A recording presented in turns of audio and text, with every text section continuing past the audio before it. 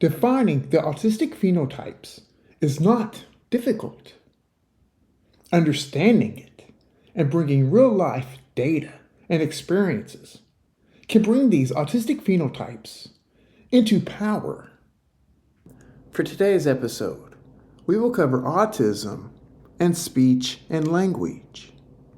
Imagine how much speech allows our species to sustain and evolve. The amount of conveying information, teaching, and learning. But first, song and dance predates speech and language. This lack of ability to convey meaning to the autistic phenotype prevents people from truly understanding the autistic phenotype. Imagine how much human understanding and our ability to evolve and sustain our species hinges on speech and language. On that theme, and before we begin, recently a paper was published and highlighted by a popular neuroscience distributor, as I will call them, a distributor. They highlight and promote new neuroscience studies. This study published bilingual benefits for autistics. Hard stop here. Let's investigate and spend some time and money on autistics and one language, an ability to perform speech and language using one language. This is a problem that I have with autism research. What is the purpose here? Okay, to begin the Autism and Relationships episode previously released, we began with a brief explanation of the speaker-receiver dynamic, and I will play a short clip of that now. Before we begin, I think it's important that we discuss social communication and interaction between the speaker and receiver, or speaker and receivers, plural. We will discuss it from both points of view, meaning the speaker and receiver, and the potential implications from an autistic. The speaker is generating abstract ideas based off of a couple of components. There are a couple inputs here. Their knowledge, their ability to formulate speech and language, and their idea of the information. And then they process this through speech and language to the receiver. Additionally, the speaker will use different gestures, body gestures, and eye contact and eye gaze. This is all to kind of help the attention of the receiver. This all helps with the conveyance of that message, turning ideas, turning information over to the others, inviting them to understand and participate. And the receiver or receivers, they have to follow along with the spoken language, the gestures, the eye contact and eye gaze, and make sense of everything happening. Now, we've discussed visual thinking, listening, and hearing that information, and then transposing that into visual thinking. Keeping pace with this, keeping pace with the speech and language that is coming, and making sense of the gestures, all the social norms, the eye contact, eye gaze. Autistics, remember, autistics see things and imagine things from detail to general. So it's maybe a different processing speed. We see the details and then work our way out as we're building the details up to make a concrete image, a conceptualized, concrete understanding of the spoken language being received. Now, I know that's a lot. That's a lot to keep up with and try to understand. But there's a lot going on in socialness and human interaction. Remember, it's very unpredictable too. Remember B2. Remember, we need structure. We don't like the abstraction as much as concrete ideas. And consider how each environment or each interaction is kind of context dependent. There are different rule sets based off of the environment or the setting. And remember, one of the overall goals of the prefrontal cortex is being a flexible rule setting machine as far as giving us ideas or instructions, I should say, about what to do in certain environments. The healthy versus unhealthy adaptive responses. And also imagine the back and forth with the processing challenges or differences, and then exchanging the information or communication. Of course, with speech and language, Broca and Wernicke's area are two go-to areas for the brain. Broca for speech, and the basal ganglia will be involved, and Wernicke for language. Neither, of course, are exhaustive. A white matter tract called arcuate fasciculus connects the two regions. Now, it is interesting why the two brain regions for speech and language are distal from each other. Broca is in the inferior frontal gyrus of the left hemisphere. Wernicke is in the posterior superior temporal gyrus of the left hemisphere. So essentially, just right above the ear, right behind or above the ear. Interestingly, Broca is speech production and orchestrating the articulation of speech. With me, it can be choppy or disrupted, and these occur on a spectrum for humans. In the 1990s, as a teenager, I became fascinated and hitched on hip-hop music, especially from New York, and especially the so-called freestyle ability, which will incorporate both Broca and Wernicke. So Wernicke is more language comprehension, fluency, and semantic processing. Both areas conduct our speech and language. Speech and language are very dynamic in the human ability. Therefore, it is dynamic in the brain. We will cover lots of the interaction of the basal ganglia. We will stick to the theme of the basal ganglia. First, the arcuate fasciculus. This consists of nerve fibers, so axons, how communications connect. And this has many connections. 3 functions include language processing, repetition, and verbal, working memory, and reading. Okay, so we've covered how reading works. When reading, we activate the muscles used for speaking, for speech, and we silently speak the words, the language we are reading, up to the brain. And this is how we are processing the written words, by silently speaking to ourselves. We are teaching ourselves. So this includes speech and language. If you think about the multiple complications with autism and speech and language, there are massive implications here. The amount of dysfunctions, because how dynamic this process is. The amount of brain real estate involved and the actual skill. The choppy speech, the understanding of language and context. The attempts to make sense of what the written words are conveying. If you think about back and forth in real time, it is similar. Of course, a major difference is the human interaction and the components involved with that. However, in both cases, we are processing information.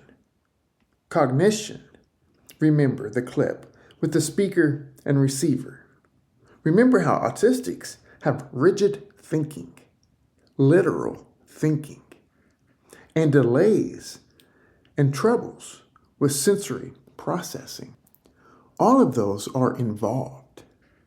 Those delays are, in my experience, one source of echolalia. The echolalia is allowing me to see the repeated word, and it is allowing me to catch up to the processing of this dynamic phenomenon. Echolalia has many reasons behind it, and this is one of them. For the processing, the cognition, and understanding, so I can keep up. I suspect that is unknown or underrated by those from the outside, research or others involved, and around people that do echolalia. I don't know. Maybe that is known, but I would love to know if others consider this from the outside, and if others do this.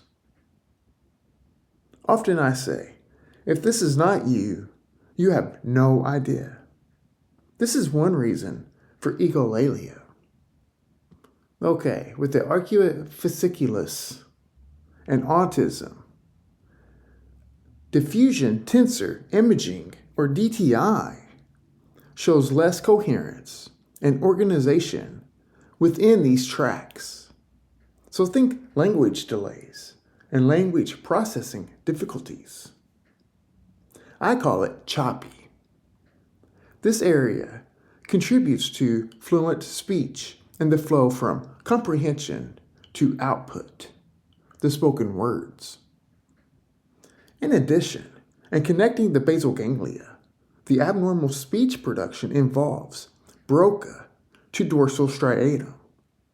Remember the caudate nucleus and putamen, the input areas which begin downstream behaviors the living organism produces, including speech.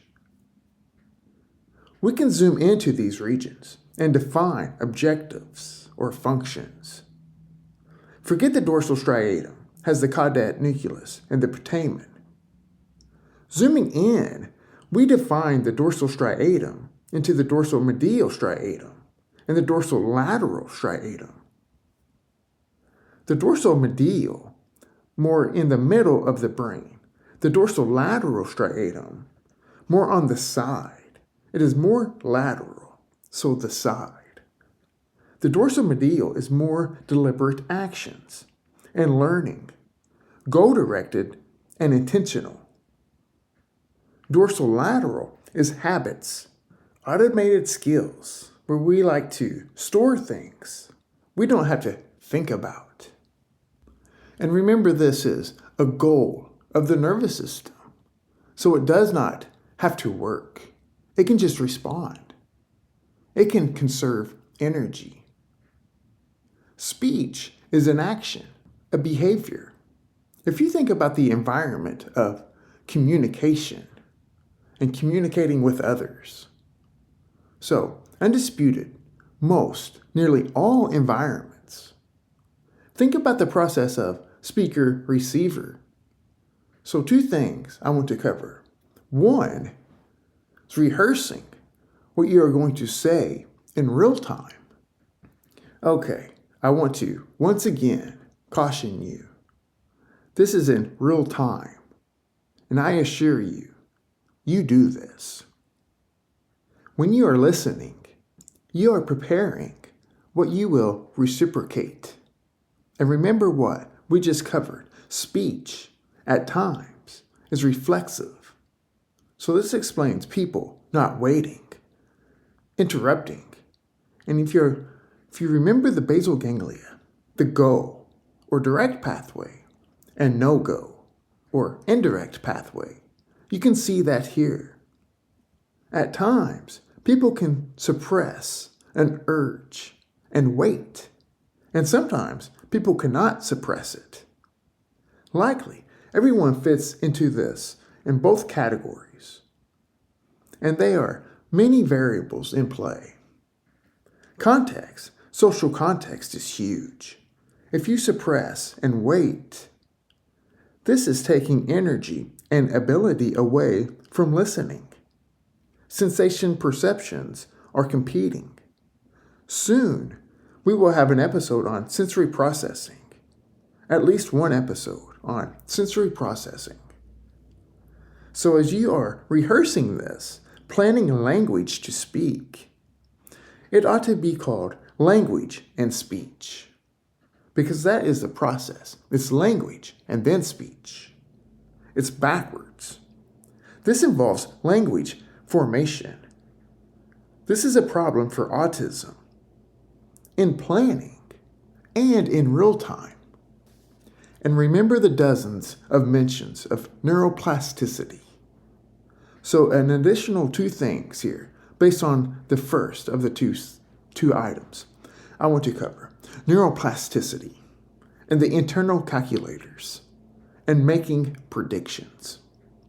With years and years of poor social skills, that includes being cut off, being made fun of, messing up the speech and language, and so forth. Now remember the autism and anxiety episode. Okay, I hope this is making sense. However, with neuroplasticity, it is very common autistics are in speech therapy. The arcuate fasciculus is plastic and changes with practice. Those repetitions are crucial. And the second thing I want to cover, a reflex that inhibits our audition, our listening during speech. We have GABAergic neurons inactivating hearing during speaking. There is not much more I want to cover on that, but when speaking, we reflexively shut off our ability to listen. Here, you might think about tone, loudness, prosody, because the known EI, excitation, inhibition, imbalance, with autism. GABA is inhibition and is abnormal. Remember Dr. Ben Ari, one of the foremost research scientists on GABA. The roles of excitation for activation and inhibition for inactivation are to keep the living organism balanced. So homeostasis is involved. Remember the seesaw analogy.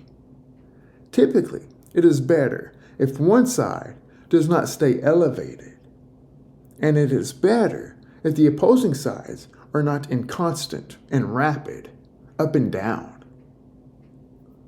With autism, it is an imbalance of overexcitation. Glutamate is excitation. GABA is inhibition.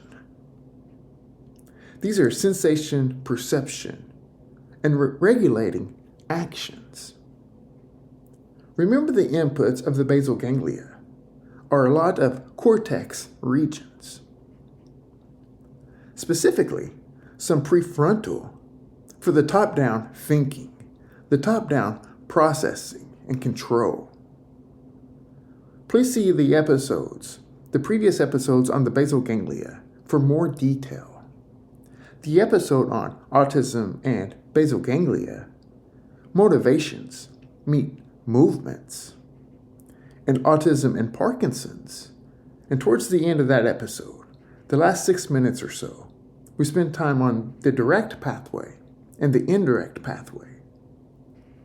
And autism and the basal ganglia, sameness, repetitions, and habits.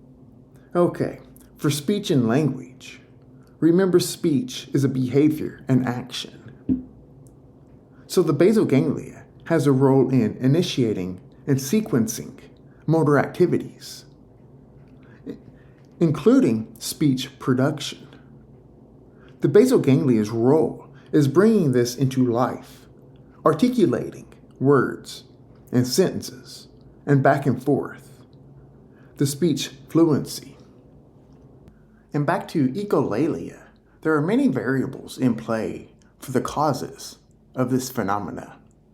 And one consideration is the basal ganglia, these cyclical loops running through the basal ganglia. And remember, this is where motivations meets movements. And here we're talking about speech movement with the echolalia. And it's on repeat. And remember, whenever it comes to our central nervous system and these basal ganglia circuits, these loops in play here, we don't define motivation. You might want to define motivation here as something that you're goal-directed and things that you want and you're providing effort for, trying to reach. That's not motivation from the perspective of the central nervous system. Motivation here is just responding to what it knows, to how it knows, responding to certain stimuli. We are who we are because of these connections. And with echolalia and these things being on repeat, these circuits are activated and they just keep responding. The circuits keep going. It's a cyclical loop. It's similar to OCD, which is also running through these circuits.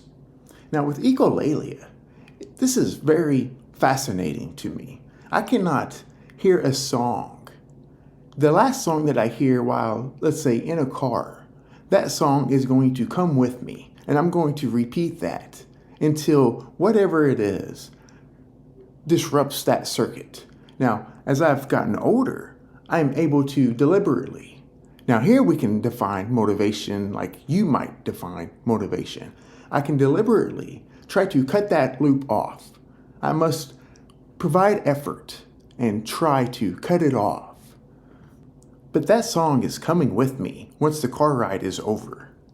And remember the very first episode, I described an old man. I overheard an old man speaking to his wife in this kind of southern slang, this southern drawl. And that speech, what he said, stood with me for 6-8 months, maybe even longer. And it got to the point where my kids were like, "Dad, that's enough." That echolalia there was a habit. I would just kept repeating what I heard this old man say. It's a phenomena that I didn't even realize it was occurring. It was just my nervous system here, these circuits, from Wernicke and Broca to the dorsal striatum, orchestrating this speech movement, repeating whatever it is that the echolalia is attached to. These circuits are motivated to respond, regardless if I want them to. So here with the echolalia, I've given you 2 examples, and they ought to be 2 good takeaways here, that sometimes echolalia is performed so we can keep up with the discussion, the social interaction, because of that sensory processing phenomena. And the second one is it gets stuck in this basal ganglia loop. And the basal ganglia and motivations and movement, which includes speech production.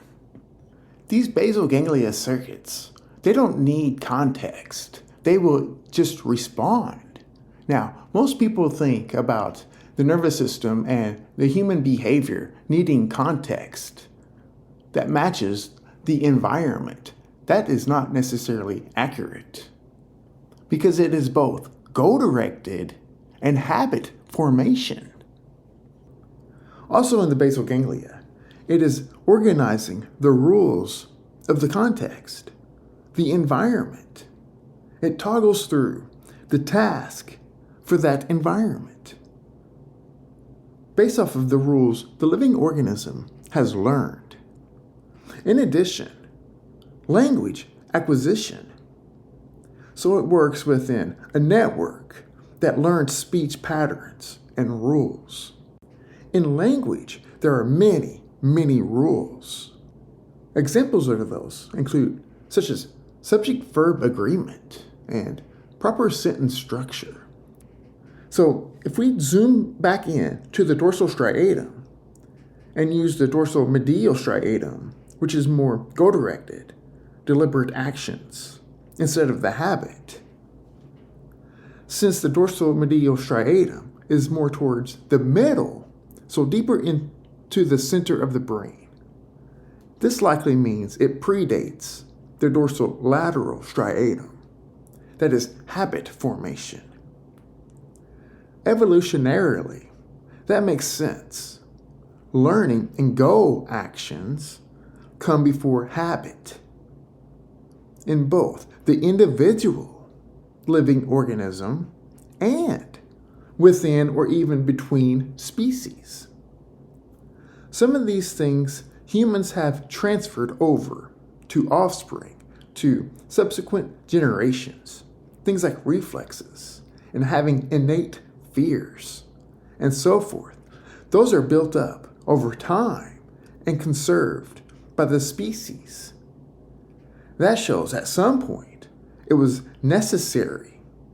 It was a difficult part of life. These things passed down throughout generations are important. So the dorsal medial striatum selects the appropriate rules of the speech and language process. Already with autism, you can begin to see some implications so far in the episode. These selected rules and responses, in large part, are driven by environmental cues. The dorsal medial striatum is used for learning more speech, improving the speech. For autistics, this social dynamic and the novel context have major implications for the autistic phenotype. Already, the biology that gives us autism biases us to our inside, our inner and innate world. The social interaction is exhausting. But now, because of what we have covered with learning, habit, and the roles of the brain, there are massive factors opposing these skills.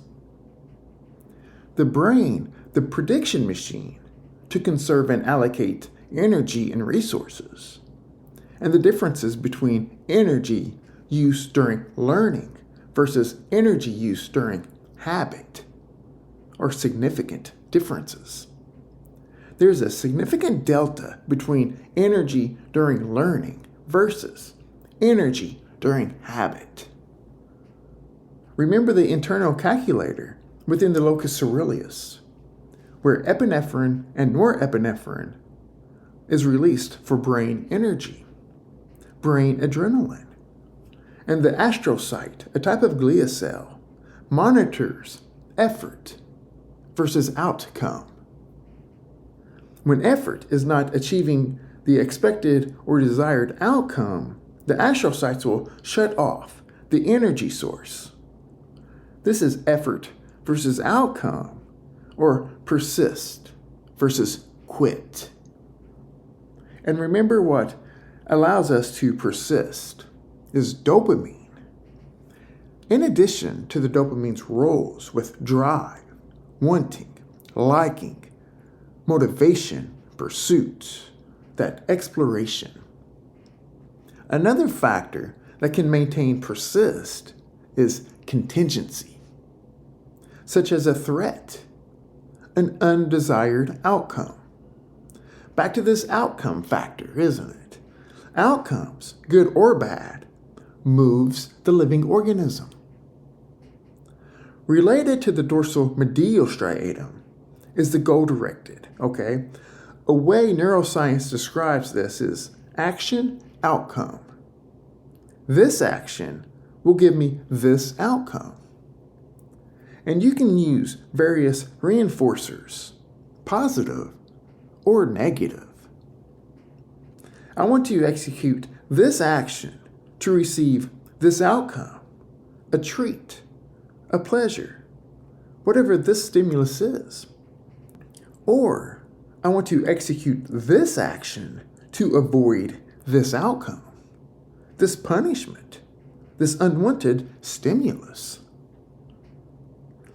With autism, and Leo Kanner's paper captured this well. A fantastic part of the paper, the kids with autism learned to interact with parents and teachers and doctors and so forth, so they could get that over with, and then they can get back to their interest, their pleasure, which was always in isolation. They, and still modern autistics, will prefer that environment with fewer or no people. That's contingency-based learning. But ultimately, the desired outcome is the homeostasis, and speech provides that for most. Not so much autistics, but the majority of others interacting with the autistic. There is a wonderful short from a previous podcast guest, a neuropsychologist, saying, maybe talking about something going on, using words right now, is not the best option for the autistic. Maybe something else is needed right now. If you're listening to the podcast or listening to the episode, please feel free to leave a review or rating. In podcasting, reviews, ratings, and downloads are huge, and I very much appreciate your feedback.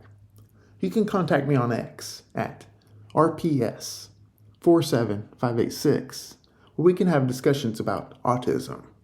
I very much appreciate and look forward to further interactions.